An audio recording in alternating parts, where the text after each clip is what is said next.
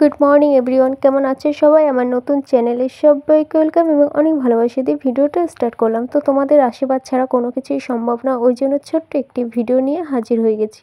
এখানে দেখো ছেলে ঘুম থেকে উঠে চা লেরুয়া নিয়ে বসে গেছে, আর শুধু ছেলে না, আমরাও বসে গেছিলাম। আর এদিকে মা লাল শাক মানে ঠিকঠাক করছিল, ঠিকঠাক বলতে কি একটু শাকগুলো পরিষ্কার করছিল। তো এগুলো ভাজি হবে, তো এগুলো ভাজি খেতে খুবই ভালো লাগে। আর আমারটা হবে তেল ছাড়া, ওই জন্য মা আলাদা করে রেখে দিচ্ছিল আর কি। আর এদিকে ছেলেকে করে দিয়েছিল ম্যাগি, কেননা ছেলে চা খেয়ে তো আর থাকতে পারবে না, আর রান্না করতে একটু লেট হবে, কেননা অনেক কিছু রান্না। আর ছেলে আজকে ম্যাগি খাওয়ার জন্য প্রচণ্ড কান্না করছিল, ওই জন্য মা ম্যাগি রান্না করে দিয়েছিল। শুধু আমার ছেলে নয়, দিদির মেয়েও খেয়েছিল। তারপর এখানে আছে শাক, এটা কী শাক আমার মনে নেই। আর এখানে ভাতও রান্না করা হয়ে গেছে, আর পাশে আলু কাটা আছে, এটা ভাজা মানে ছেলের জন্য। আর এটা আছে দিদির মেয়ের জন্য, কেননা আমার ছেলে ডিম খাবে না, গা চুলকায়। আর এখানে আছে রুটি, মানে কপি ভাজা আর রুটি, এটা খাচ্ছিল দিদি। আর দেখো থালাটাও পড়ে আছে। তো এখানে ছিল মাছ, কী মাছ আমি নাম জানি না, মা জানে। তারপর এখানে মা একটু রান্নাবান্না করছিল, তো ভাবলাম একটু ঘুরে আসি, কেননা শুয়ে থাকতে না আর ভালো লাগছিল না। তো এখানে মাছের ঝোল হচ্ছিল, মানে মাছের রসা হচ্ছিল আর কি। তো আমি এখানে একটু ঘোরাঘুরি করছিলাম, আর ডিমটা দেখে না আমার লোভ লাগছিল, কিন্তু যেহেতু আমি খেতে পারবো না, কিন্তু কিছু করার নেই, তবু একটু মনটা চলে গেছিলো। মনকে বললাম যে এটা ওটা খেতে চাস না, আমি যখন সুস্থ হব তখন খেতে চাস। তারপর এদিকে দেখো ছেলে সোজা চলে এসেছিলো ফ্রিজের কাছে, এসে ও খাবার খুঁজছিলো। তো এই ফ্রিজে তো তেমন কিছু ছিল না, তো আমি ছেলেকে বলছিলাম এটা বন্ধ করতে। তো ছেলে না ফ্রিজ ফেলে আর কোনো কিছুই, মানে ওর জ্ঞান থাকে না, সবসময় এখানে এসে দাঁড়িয়ে থাকবে। ও আমাকে বলে যে মা এটা ফ্রিজ নয়, এটা এসি। তো ও ঠান্ডা খেতে খুবই ভালোবাসে, ওই জন্য বারবার ঠান্ডা জল নিয়ে ব্যস্ত ছিল। তো এই দেখো সবাই, মাছের ঝোল রান্না হয়েছে। এটা কি মাছ, কি মাছ, কি মাছ এটা? কাতলা মাছ, এটা রসা, বুঝেছো? দেখে লোভ ধরে যাচ্ছে, লোভ ধরে যাচ্ছে। তো আমার ছেলের চান দানো কমপ্লিট, তো ওকে খাইয়ে দিয়েছি। পেটে ব্যথা এখনও করছে। তো আর এদিকে ভাজা রেডি, মানে এটা করলা ভাজা, তো করলা ভাজা রেডি। তো এগুলো সব মা করেছে, আমরা কিছুই করে নিই, ঠিক আছে। আর এটা হচ্ছে কুমড়ো শাক, আমার অর্ধেক খাওয়া হয়ে গেছে। তো এটা লঙ্কা ছাড়া, শুধু তেলও ছাড়া, ঠিক আছে, ওটা আমার জন্য। তো আমার খাওয়া হয়ে গেছে, তো সেরকম কথা বলতে পারছি না, যেটুকু দেখানোর মতো সেটুকুই দেখাচ্ছে আর কি।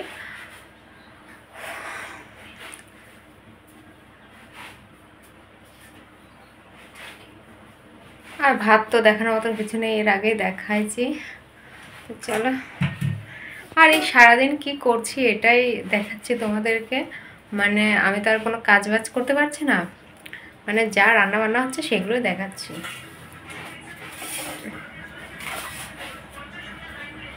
বাবা দেখি একটু ফ্রিজের মধ্যে কি আছে, যদিও আমি ফ্রিজ থেকে কিছু খাবো না অবশ্য।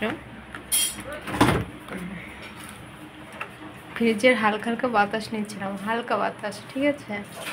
তো মানে গরম করছে, তো ভাবলাম এসি তো নেই, আর এসির মধ্যে থাকারও কপাল নেই, তো ভাবলাম তাহলে ফ্রিজটা খুলে ফ্রিজের মধ্যে মাথাটা ঢুকিয়ে একটু ঠান্ডা খায়, ঠিক আছে।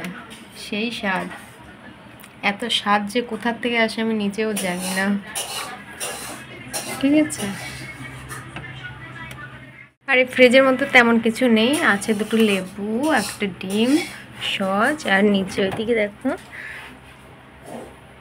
টুকিটাকি খাবার দাবার, আর এদিকে পটল, জলই বেশি আর কি। আর এখানে ছেলের কি অবস্থা, মানে ফ্রিজের কাছে ও দাঁড়িয়ে থাকবে, কোনো জায়গায় যাবে না। তো আমার ছেলে চুল কাটতে মানে ভীষণ ভয় পাচ্ছে, তো আমি আমার অসুবিধার কারণে চুলও কাটাতে পারছি না, কিছুই করতে পারছি না। তো গরমের জন্য জামা পরেনি অবশ্য, সেটা কোনো ব্যাপার নয়। তো ওর চুলটা অবশ্যই কাটাতে হবে, চুলটা অনেকটা বড় হয়ে গেছে, তো আমি ছাড়া না কারোর সঙ্গে যাচ্ছে না আর কি। ওই জন্য ভাবলাম তাহলে আমি একটু সুস্থ হই, তারপর ওকে চুলটা কাটিয়ে দেবো। তো এর আগেও আমি যেরকম পেরেছি সেরকম কেটে দিয়েছিলাম, কিন্তু নাপিতের মতো তো আর করতে পারবো না। তো যাই হোক,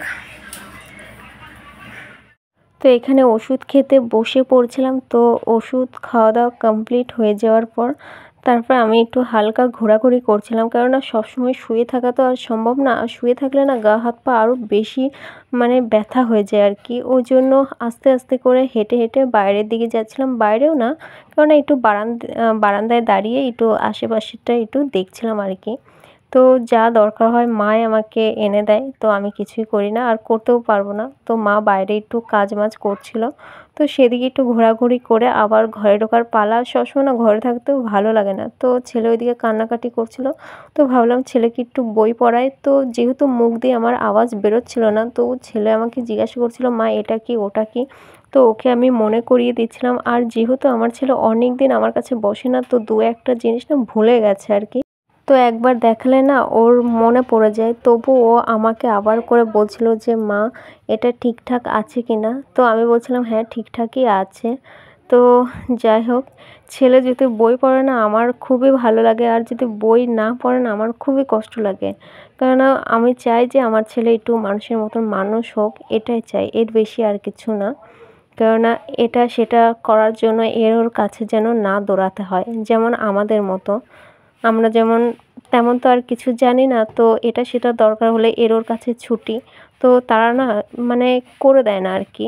তো আমি সেটাই চাই যে আমার ছেলে একটু ভালোভাবে লেখাপড়া করুক, যাতে এ দরকার সে দরকারের জন্য এর ওর কাছে যেন না ছুটতে হয়, না ছোট হতে হয়। ওই তো এখন আমি ছেলেকে বই পড়াতে বসে গেছি, যদিও আমি পারছি না, কিন্তু কিচ্ছু করার নেই। তো ছেলে প্রচণ্ড দুষ্টুমি করছে, ওই জন্য ভাবলাম তাহলে যেটুকু পারি যেভাবে পারি তাহলে ছেলেকে একটু পড়িয়ে দিই। তো ছেলেকে সেরকমভাবে পড়াতেও পারছি না, মানে যখন পড়াতে যাচ্ছি পেটের টান লাগছে, কাটা জায়গা তো ওই জন্য আর কি। তো দিদির মেয়েও পাশে পড়াশোনা করছে, তো ওর তো কালকে পরীক্ষা, কালকে না আজকে পরীক্ষা চলছে, তো ও তো পড়াতে পারবে না, ওই জন্য আমাকে বসাতে হচ্ছে। আর ওদিকে মা রান্না বান্না করছে, তো তোমরা দেখতে পেলে শাক আর মানে যা যা দেখানো সেই সবই রান্নাবান্না হচ্ছে আর কি। কেননা আলাদা আলাদা, আমার জন্য আলাদা, ওদের জন্য আলাদা, এইসব। আর সবসময় তো আলু ভাতে তারপর ফ্যান দিয়ে ভাত খাওয়া যায় না, আর একেতেও আমি ফ্যান দিয়ে ভাত না প্রচণ্ড পছন্দ করি আর কি। তো সকালবেলা উঠে তো একটু চা খেয়ে নিয়েছিলাম, আর মাকে বলেছিলাম যে গরম জল করতে, তো গরম জলও করা হয়ে গেছে, তো সেটাই খাচ্ছি।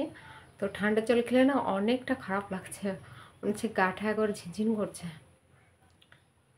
কি হলো? তো এই যে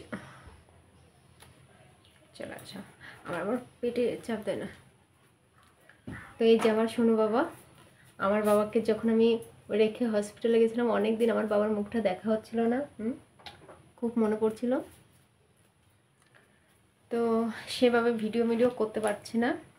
তো আপাতত তাড়াতাড়ি আগে সুস্থ হই, তারপর আমি লাফঝাপ করে যেন ভিডিও করতে পারি আর কি। এই যে দুষ্ট কর বাবা।